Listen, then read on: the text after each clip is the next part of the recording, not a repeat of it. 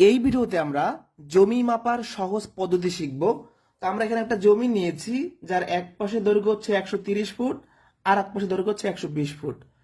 এক পাশের প্রস্থ হচ্ছে 70 ফুট, আর এক পাশের প্রস্থ হচ্ছে 60 ফুট। তো জমির হিসাব করার জন্য আমাদের জমিটার গড় দৈর্ঘ্য বের করতে হবে, অর্থাৎ দুই পাশের দৈর্ঘ্য যোগ করে 2 দ্বারা ভাগ করলে আমরা গড় দৈর্ঘ্য পেয়ে যাব। একইভাবে আমাদের জমিটার গড় প্রস্থ বের করতে হবে।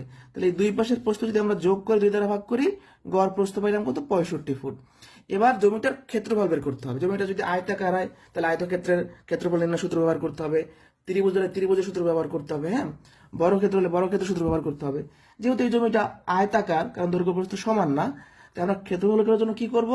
এই গড় দৈর্ঘ্য আর গড় প্রস্থ গুণ করে দিব। তাহলে আমরা কত পাইলাম? ক্ষেত্রফলটা হচ্ছে 8125 বর্গফুট। বর্গফুট কেন? ফুট দুইবার গুণ করছি তাই। এবার এই যে ক্ষেত্রফলটা পাইলাম 8125 বর্গফুট, এটাকে 435.6 দ্বারা ভাগ করলে আমাদের জমিটার হিসাব শতাংশ চলে আসবে। অর্থাৎ এই জমিটার পরিমাপটা হবে 18.65 শতাংশ। এভাবে করে আমরা জমির হিসাব খুবই কম সময় করতে পারি। আমাদের যে কাজগুলো করতে হবে, জমিটার গড় দৈর্ঘ্য বের করতে হবে, গড় প্রস্থ বের করতে হবে, ক্ষেত্রফল বের করতে হবে। ক্ষেত্রফলকে 435